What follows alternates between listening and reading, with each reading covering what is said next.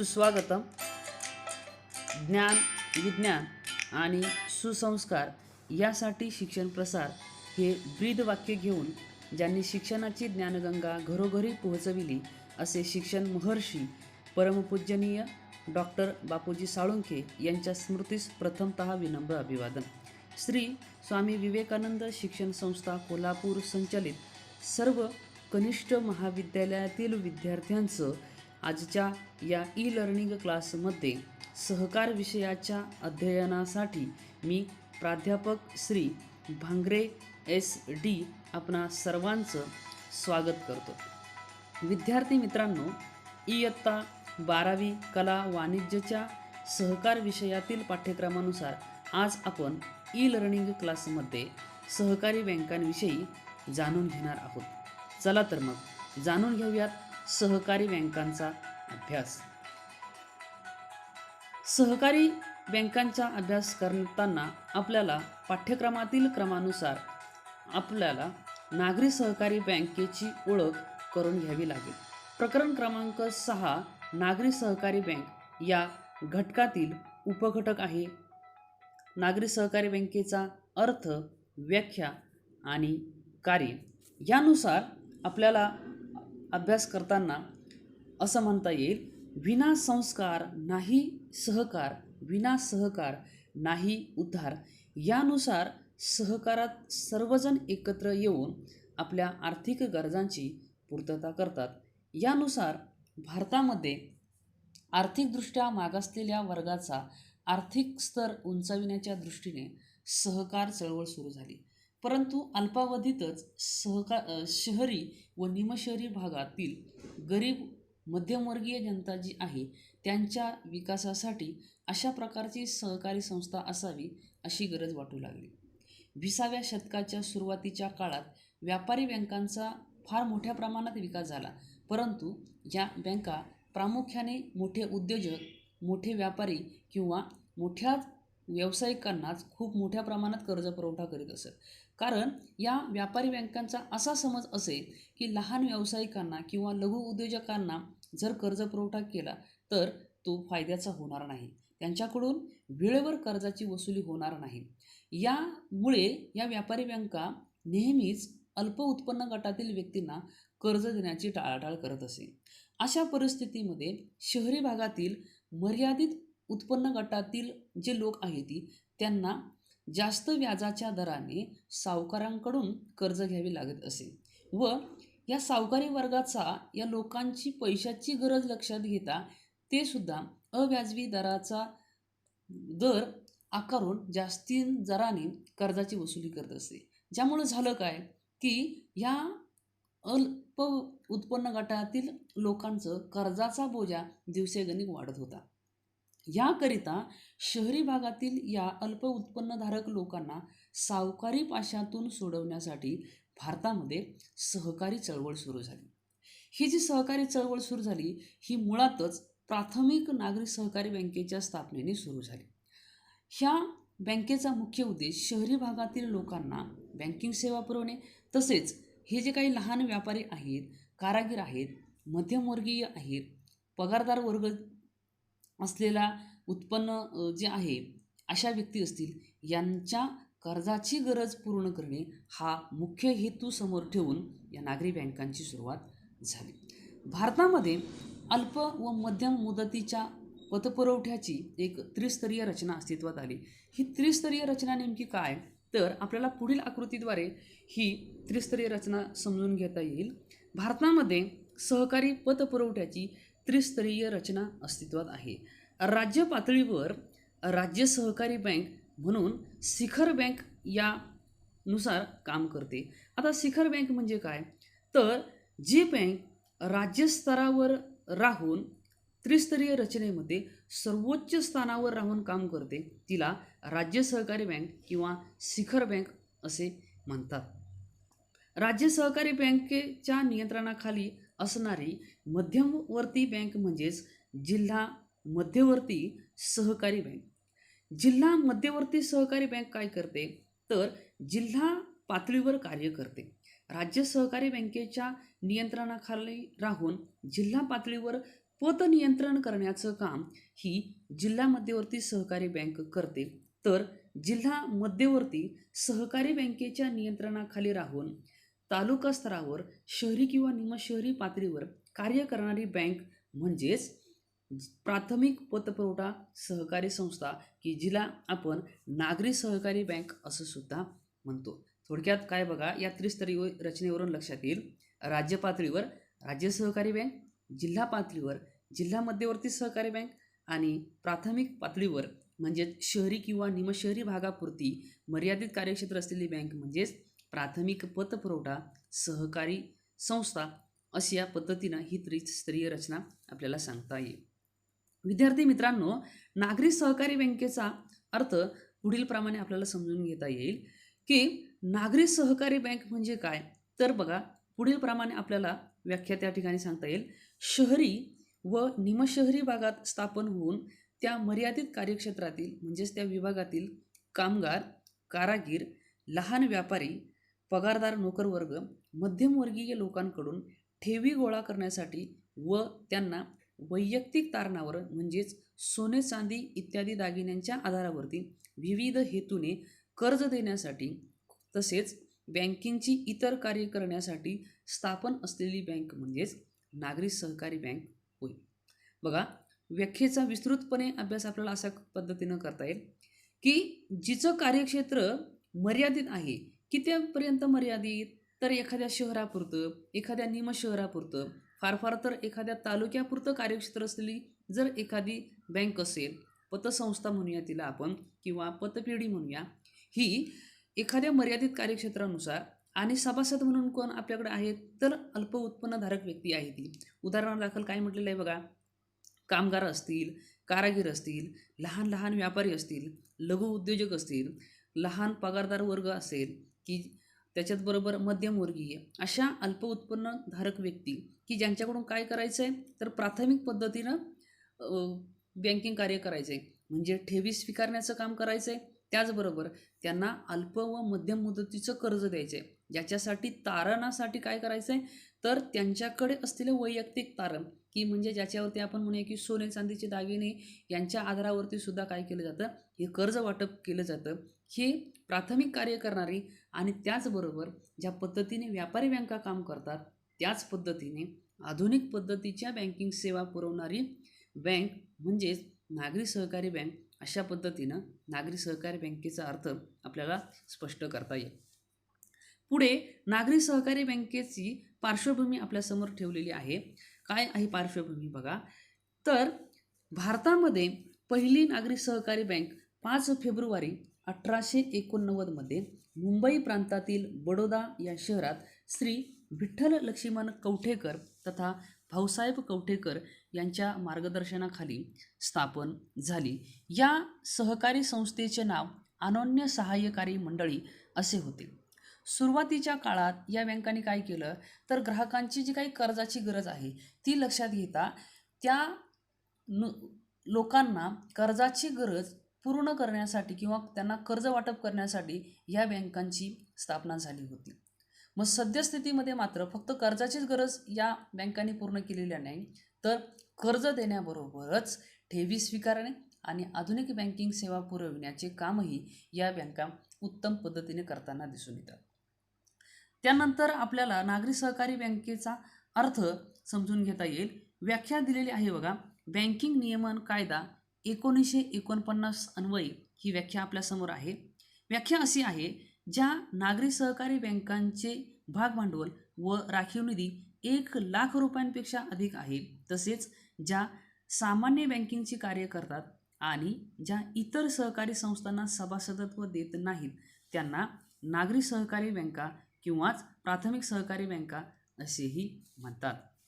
यानुसार जसं अर्थामध्ये दिलेलं आहे तसंच व्याख्येमध्ये सुद्धा दिलेलं आहे. फक्त व्याख्येमध्ये आपल्याला भागभांडवलाची किमान रक्कम किती असावी याविषयी स्पष्टता दिलेली आहे की बँकेचं भागभांडवल तसेच राखीव निधी हे कमीत कमी किती असावं, तर 1,00,000 रुपये. 1,00,000 रुपयांपासून अधिक जर भागभांडवल असेल तर ही बँक नागरी सहकारी बँक आहे.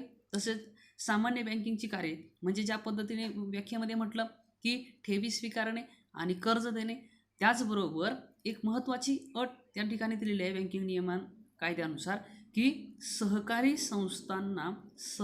संस्था सभासदत्व देत नाहीत. म्हणजे थोडक्यात काय, की या बँकेचे सभासद हे व्यक्ती सभासदत्व असतं अशा पद्धतीनं काम करणारी, प्राथमिक स्तरावर काम करणारी बँक म्हणजेच प्राथमिक सहकारी बँक किंवा नागरी सहकारी बँक असं या व्याख्येवरून स्पष्ट होतं.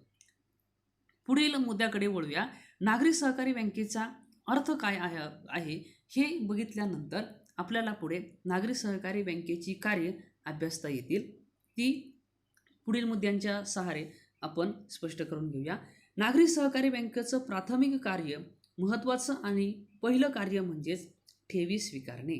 ठेवी स्वीकारणे या कार्यामध्ये काय म्हणता येईल बघा, की नागरी सहकारी बँका आपल्या कार्यक्षेत्रातील म्हणजेच शहरी व निमशहरी भागातील जे सभासद आहेत किंवा बिगर सभासद आहेत याकडून चालू ठेवी, बचत ठेवी, मुदत ठेवी, पुनरावर्ती ठेवी, पिगमी ठेवी ह्या ज्या काही वेगवेगळ्या स्वरूपाच्या ठेवी आहेत या ठेवी स्वीकारून त्याच्यावरती आकर्षक पद्धतीनं व्याजदर देतात.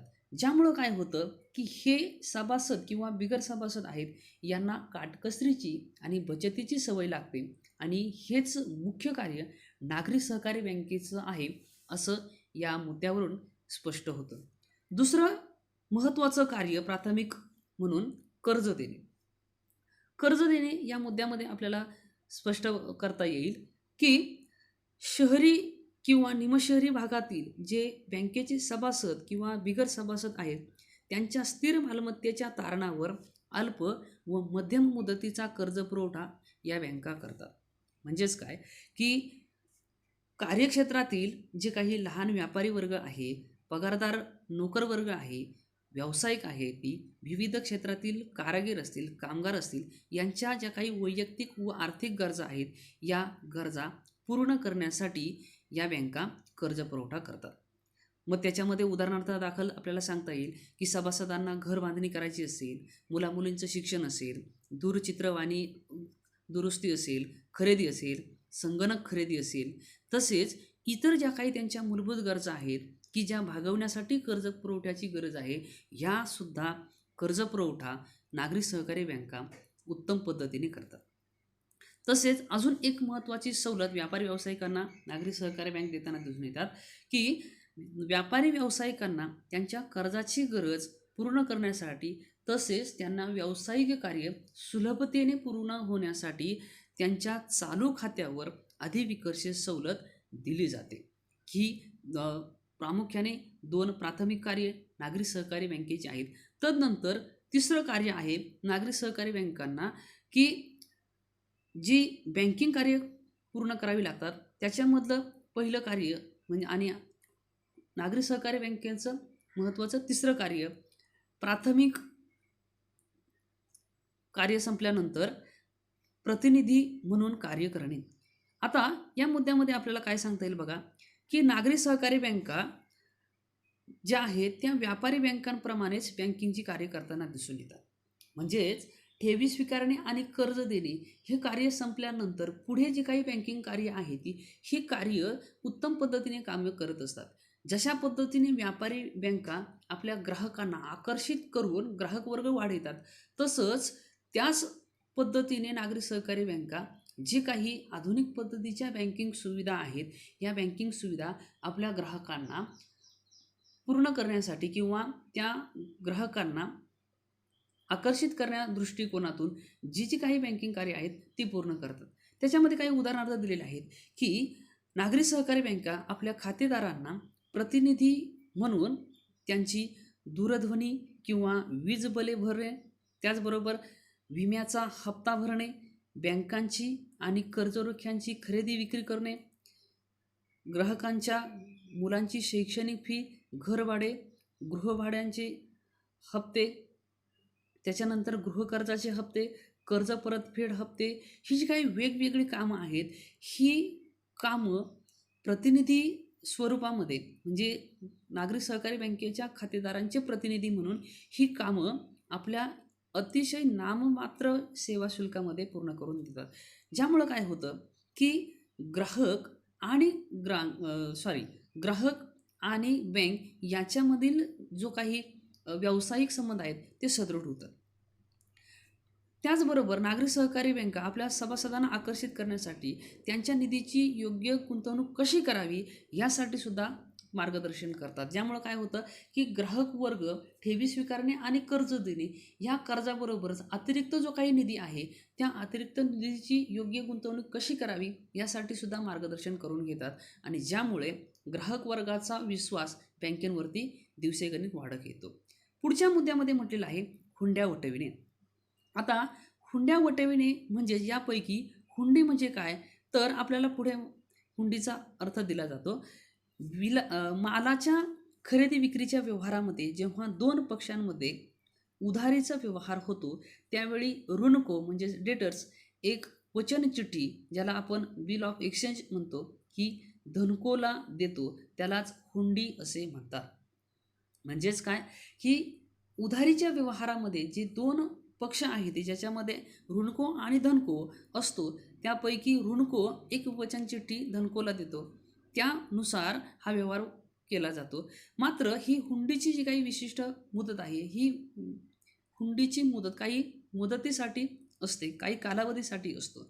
मग ही मुदत किंवा कालावधी संपण्याच्या अगोदर नागरी सहकारी बँका काय करतात की धनकोची जी काही गरज आहे कर्जाविषयक ही कर्जाविषयक गरज पूर्ण करण्यासाठी ही हुंडी वटवितात आणि ही हुंडी वटवल्यानंतर धनकोला ठराविक कालावधीसाठी ते हुंडीच्या रकमेनुसार पैसे जे काय आहे ते वापरता येतात. मात्र ही जी काही हुंडी वटवण्याची कसर आहे ही हुंडी वटवण्याची कसर म्हणजे डिस्काउंट हुंडीच्या रकमेमधून वजा केले जातात आणि ही सुविधा या नागरी सहकारी बँकेतील खातेदारांना वापरता येते. पुढे 5व्या मुद्द्याकडे आपण वळूया. 5व्या मुद्द्यामध्ये आहे सुरक्षा खणांची सोय. सुरक्षा खण म्हणजेच त्याला आपण सुरक्षित खण असेही म्हणतो. सुरक्षा खण म्हणजे काय तर सभासद व खातेदारांना आपल्या मौल्यवान वस्तू काही सोन्या चांदीचे दागिने असतील, काही महत्त्वाचे कागदपत्रे असतील, दस्तऐवज असतील, भाग दाखला असतील, कर्जरोखे प्रमाणपत्र असेल, हे जे काही महत्त्वाचे दस्तऐवज आहेत, कागदपत्रे आहेत, त्याचबरोबर मौल्यवान जे काही आपल्या मौल्यवान वस्तू असतील ह्या सुरक्षितपणे ठेवता येण्यासाठी या बँका काय करतात सुरक्षा खणांची सोय उपलब्ध करून देतात. ज्यामुळे बँक जी आहे या ग्राहकांच्या वस्तूची काळजीपूर्वक व्यवस्था करून ठेवतात. मात्र ह्या सुरक्षा खणांच्या आकारानुसार त्याचबरोबर ग्राहक किती कालावधीसाठी आपल्या वस्तूची किंवा प्रमाणपत्राची कागदपत्रांची ज्या कालावधीसाठी ठेवणार आहे तेवढ्यापुरतं जे काही आकारणी असेल किंवा ज्या काही भाडं असेल त्या सेवेनुसार आकारतात आणि परत कालावधी संपल्यानंतर किंवा ग्राहकांच्या मागणीनुसार त्यांना ते परत करतात. या पद्धतीने सुरक्षा खणांची सोय उपलब्ध करून देणे नागरी सहकारी बँका कार्य करताना दिसून येतात. पुढे 6व्या मुद्द्यामध्ये म्हटलेलं आहे आधुनिक बँकिंग सेवा. आता आधुनिक बँकिंग सेवा कशा पद्धतीने आहेत तर नागरी सहकारी बँका आपल्या सभासदांना व खातेदारांना आधुनिक बँकिंग सेवा उपलब्ध करून देताना दिसून येतात. कोणकोणत्या आधुनिक सेवा आहेत तर उदाहरणार्थ ATMची सेवा 24 तास उपलब्ध करून दिली जाते. आता ATMची सुविधा ही कशा पद्धतीने असते तर ATM 24 तास आपल्याला दिसून येतात. कुठे कुठे दिसून येतात तर प्रामुख्याने आपल्याला बस स्थानक असतील, रेल्वे स्थानक असतील, बाजारपेठा असतील, तसेच ज्या ठिकाणी ग्राहकांना सोयीचं ठरेल अशा ठिकाणी ह्या ATMची सुविधा उपलब्ध करून दिली जाते. जेणेकरून ग्राहकांना ठेवी ज्या ठेवल्या जातात त्यानुसार रक्कम काढता येण्यासाठी दरवेळेला बँकेत जाण्याची गरज येत नसते. आपल्या सोयीनुसार आपली रक्कम आपल्याला ATM कार्डच्याद्वारे रक्कम काढता येते. त्याचबरोबर ज्या काही इतर आधुनिक बँकिंग सुविधा आहेत ज्याच्यामध्ये आपल्याला म्हणता येईल की इलेक्ट्रॉनिक फंड ट्रान्सफरची सुविधा बँक उपलब्ध करून देतात. त्याचबरोबर कोर बँकिंग असेल, मोबाईल बँकिंग असेल, टेली बँकिंग असेल, इंटरनेट बँकिंग असेल, क्रेडिट कार्ड, डेबिट कार्ड इत्यादी विविध सेवा या बँकांनी आपल्या व्यवहारांमध्ये आणलेल्या आहेत.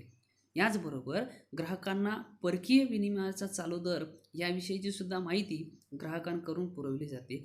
आता या आधुनिक बँकिंग सेवामुळं काय होतं की व्यापारी बँकांनी जी काही व्यापारी स्पर्धा निर्माण केलेली आहे, ह्या स्पर्धेमध्ये सुद्धा नागरी सहकारी बँकांना अचूक पद्धतीने ग्राहक वर्ग वाढविता येतो. पुढच्या मुद्द्याकडे जाऊया. पुढचा मुद्दा आहे 7वा मुद्दा, स्वयंरोजगारास चालना देणे. यामध्ये असं म्हटलं जातं की शहरी व निमशहरी भागामध्ये जे काही स्वयंरोजगार करू इच्छितात किंवा जे काही लहान व्यावसायिक, लघु व्यावसायिक व्यक्ती आहेत, ज्यांना कर्जाची गरज आहे, ह्या कर्जाची गरज पूर्ण करण्यासाठी नागरी सहकारी बँका त्या व्यक्तींना अल्प व मध्यम मुदतीचा कर्ज पुरवठा करताना दिसून येतात. त्याच्यासाठी काही उदाहरणं तर दिलेत बघा. कोणकोणत्या साठी कर्ज दिलं जातं. तर स्वयंरोजगाराच्या दृष्टिकोनातून कोणकोणते असू शकतात. तर सुट्ट्या मालाची खरेदी असेल, त्याविषयीची सुट्ट्या मालाच्या यंत्राची अ, जी काही भागाची निर्मिती असेल, म्हणजे लघु उद्योग म्हणूया त्याच्यामध्ये, यंत्रसामग्री खरेदी असेल, यंत्र दुरुस्तीचा व्यवसाय असेल, वाहन चालक म्हणून म्हणजे गाडी व्यवसाय असेल, वाहतुकीचा व्यवसाय असेल, यासाठी जो काही कर्ज पुरवठा लागतो, हा कर्ज पुरवठा नागरी सहकारी बँक पुरवित असल्यामुळे स्थानिक पातळीवरती स्वयंरोजगाराला चालना जी मिळते ती या बँकेच्या माध्यमातून होताना दिसून येते. पुढे 8व्या मुद्द्याकडे वळूया.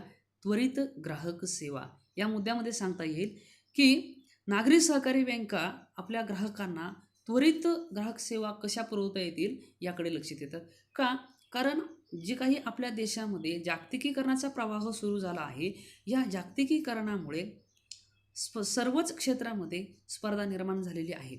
मग ही जी स्पर्धा निर्माण झालेली आहे, या स्पर्धेमध्ये टिकण्यासाठी नागरी सहकारी बँका कमीत कमी दरामध्ये अगदी वेळेत जास्तीत जास्त बँकिंग सेवा आपल्या ग्राहकांना पुरवण्यासाठी तत्परता दाखवितात.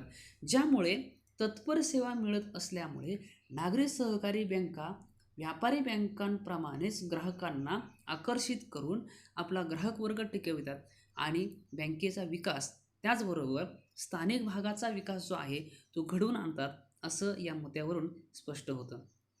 पुढे 9व्या मुद्द्याकडे वळूया. 9वा मुद्दा आहे वित्तीय व्यवस्थापन. वित्तीय व्यवस्थापन करत असताना नागरी सहकारी बँका काय करतात, तर भारतीय रिझर्व्ह बँकेने तसेच राज्य सहकारी बँकेने घालून दिलेले ज्या काही सूचनांचे पालन आहे, हे पालन नागरी सहकारी बँका करत असतात. मग कशा पद्धतीने करत असतात वित्तीय व्यवस्थापन, तर यासाठी नागरी सहकारी बँका त्यांच्याकडे उपलब्ध झालेला जो काही अतिरिक्त निधी आहे, हा अतिरिक्त निधीचं व्यवस्थापन करत असताना हे रोखता, सुरक्षितता व लाभप्रदता या तत्वावरती या वित्तीय व्यवस्थापन करताना दिसून येतात.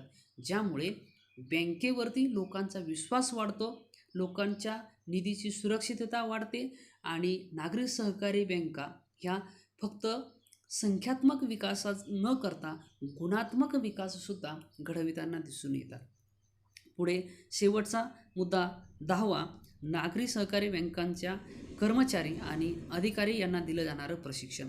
याविषयी जाणून घेऊया काय आहे विशेष मुद्दा. नागरी सहकारी बँकातील कर्मचारी व अधिकारी यांना व्यावसायिक प्रशिक्षण देण्याचं काम नागरी सहकारी बँका करतात. कशासाठी? तर आधुनिक बँकिंग सेवा पुरवत असताना ग्राहकांना जर तत्परतेने जर सेवा पुरवल्या तर बँकेचा ग्राहक वर्ग हा जलद गतीने वाढत जातो. आणि म्हणून जो काही आधुनिक प्रवाह आलेला आहे किंवा बँकिंग क्षेत्रामध्ये जे काही नवीन नवीन बदल होत आहेत, हे बदल त्या कर्मचारी व ग्राहकांना लक्षात येण्यासाठी त्यांना वेळोवेळी प्रशिक्षण दिले जातं. ज्यामुळं काय होतं की ग्राहकांची बँकेविषयीची जी काही एकंदरीत कामं आहेत ती पटापट व्हायला सुरुवात होतात. ग्राहक वर्गाच्या ज्या काही मागण्या आहेत, ह्या मागण्या पूर्ण करत असताना कर्मचारी वर्ग किंवा अधिकारी वर्ग हे कौशल्यानं काम करायला सुरुवात करतात आणि याचा फायदा असा होतो की कर्मचारी आणि अधिकारी हे प्रशिक्षित असल्यामुळे त्या नागरी सहकारी बँकांची कार्यक्षमता ही उत्तम पद्धतीने वाढते. यासाठी काय केलं जातं की नागरी सहकारी बँकेच्या मुख्य कार्यालयामध्येच कार्यशाळांचे आयोजन केलं जातं आणि बँका आपला जो काही विकास आहे हा विकास घडवून आणताना आपल्याला दिसून येतात. विद्यार्थी मित्रांनो, आपल्याला या पद्धतीने पुढील पद्धतीने नागरी सहकारी बँकांचा अभ्यास आपण अभ्यास केलेला आहे. तदनंतर आपण वळूया आपल्या स्वाध्यायाकडे. यानंतर आपल्यासमोर एक स्वाध्याय आहे. नागरी सहकारी बँकांच्या कार्यावरती आधारित असलेला हा स्वाध्याय आपल्याला पुढील प्रमाणे म्हणता येईल. प्रश्न क्रमांक पहिला आहे, खाली दिलेल्या पर्यायांमधून योग्य पर्याय निवडून विधाने पूर्ण करा व पुन्हा लिहा. गुण एकूण 5 आहेत. पहिला प्रश्न आपल्यासमोर आहे, भारतात पहिली नागरी सहकारी बँक डॅश या वर्षी स्थापन झाली. 3 पर्याय आहेत. पहिला पर्याय 1849, दुसरा पर्याय 1879 आणि तिसरा पर्याय आहे 1889. यापैकी अचूक पर्याय निवडून आपल्याला विधान पूर्ण करायचं आहे. दुसरं, नागरी सहकारी बँक डॅश या भागात कार्य करते. पहिला पर्याय आहे शहरी, दुसरा पर्याय ग्रामीण आणि तिसरा पर्याय जिल्हा. तदनंतर तिसरा वस्तुनिष्ठ प्रश्न म्हणून आपल्यासमोर आहे, बँकिंग नियमन कायदा 1949 नागरी सहकारी बँकांना सन डॅश पासून लागू करण्यात आला. पहिला पर्याय आहे 1965, दुसरा 1966 आणि तिसरा 1967. चौथा प्रश्न आहे, नागरी सहकारी बँका या डॅश बँकेच्या सभासद असतात. पहिला पर्याय आहे प्राथमिक सहकारी, दुसरा जिल्हा मध्यवर्ती सहकारी आणि तिसरा नागरी सहकारी. यापैकी अचूक पर्याय निवडून विधान पूर्ण करायचं आहे. शेवटचा वस्तुनिष्ठ प्रश्न, भारतातील पहिला नागरी सहकारी बँकेचे डॅश हे नाव होते. पहिला पर्याय आहे महाराष्ट्र राज्य सहकारी बँक, दुसरा पर्याय आहे जिल्हा मध्यवर्ती सहकारी बँक आणि तिसरा पर्याय आहे अनन्य सहाय्यकारी मंडळी. या वस्तुनिष्ठ प्रश्नानंतर एक लघुत्तरी प्रश्न आपल्यासमोर आहे. प्रश्न क्रमांक दुसरा, खालील प्रश्नाचे थोडक्यात उत्तर लिहा. गुण आहेत 4, एकच प्रश्न आहे त्यामुळे तो अनिवार्य आपण म्हणूया. पहिला प्रश्न म्हटले आहे, नागरी सहकारी बँकेची कार्ये विशद करा. या पद्धतीने आपल्याला या कार्याच्या आधारावरती पुढचा अभ्यास आपल्याला करायचा आहे स्वाध्यायाचा. विद्यार्थी मित्रांनो, शहरी व निमशहरी भागातील वाहन चालक असतील, कारागीर असतील, लहान व्यावसायिक असतील यांना कर्ज पुरवठा करणारी बँक म्हणजेच नागरी सहकारी बँक. या आधारावरती आपल्याला हा तास आपल्याला घेता आला. पुढील तासाला आपण नागरी सहकारी बँकेच्या समस्या आणि त्यावरील उपाय याविषयी अभ्यास करायचा आहे. तोपर्यंत धन्यवाद.